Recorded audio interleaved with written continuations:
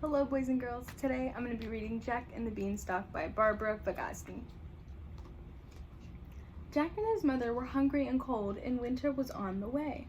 Here we see there's a mouse in the cabinet and a cow outside. They had no money to buy food or firewood. They were dressed in rags. Jack tried to find work, but everyone said that he was too stupid. "It's no good, Jack," said his mother. "You'll have to sell the cow." Here we see Jack outside, very upset with the cow. Jack knew they would starve without money, so he set off for market the very next morning. On the way, he met a man who needed a cow very badly indeed. "I will buy your cow," said the man. "I have no money, but I will give you these very special beans in return." "You gave away our cow for a few silly beans?" shouted Jack's mother. "How stupid can you be?" And she threw all the beans outside. Next morning, Jack woke up to find a huge beanstalk had grown outside his window. "Look what's grown from the beans," he cried.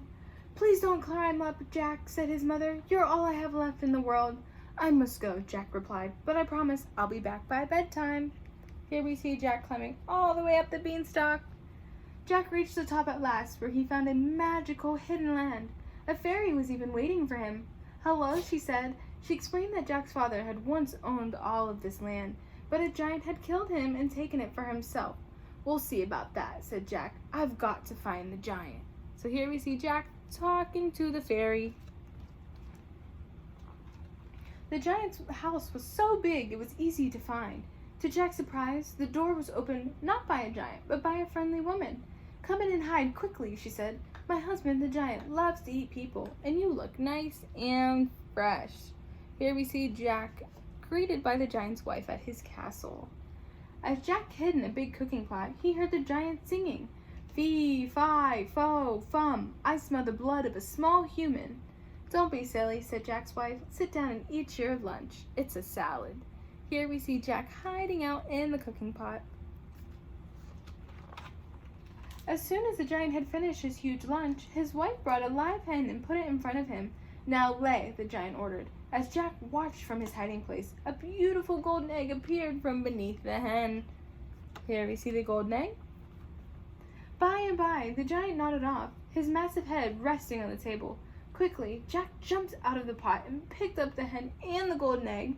He tiptoed out of the giant's house and ran all the way to the beanstalk. So here we see the giant resting his head on the table, Jack leaving with the hen and the golden egg. Jack's mother was delighted to see him safe and sound. Her jaw dropped when she saw the hen and the golden eggs it laid, for now they could buy food, firewood, and clothes. "Don't leave me again, Jack," she said. "Stay with me now." But Jack was restless. He was keen to find what else was at the top of the beanstalk, so he climbed it once more. Here we see Jack going back up the beanstalk. Back at the giant's house, the giant's wife let Jack in as before. She made him hide in the cooking pot again while the giant had his lunch. The giant fell asleep while he was gazing at 2 bags of silver and gold. Jack picked up both bags and ran for the beanstalk. So here we see the giant sleeping again and Jack leaving with both bags. The very next day, Jack made his way to the giant's castle one last time. He had to hide in a cupboard while the giant ate. Jack was amazed to see a giant golden harp playing beautiful music all by himself. So here we see Jack climbing up the beanstalk one last time, and here we see Jack hiding in the cupboard. The giant fell asleep after 2 whole pigs and 1 cow. Jack jumped out of the cupboard and picked up the magic harp. So here we see the giant eating. Uh-oh, but the harp cried out and woke the giant, who gave a chase at once. Jack ran as fast as he could and slid down the beanstalk without stopping. The giant wasn't far behind. He reached the top of the beanstalk and started to climb down. So here we see the giant chasing him and Jack running down the beanstalk. Jack picked up a very sharp axe and swung at the beanstalk. The beanstalk shook and it did not break. Jack swung again and again. This time, the beanstalk split in 2 with a terrific crash. The giant roared with rage. So here we see the beanstalk breaking and fell all the way down to the ground. Safe at last, cried Jack. And rich, said his mother. We'll buy food, firewood, and fine clothes for the whole village. The end.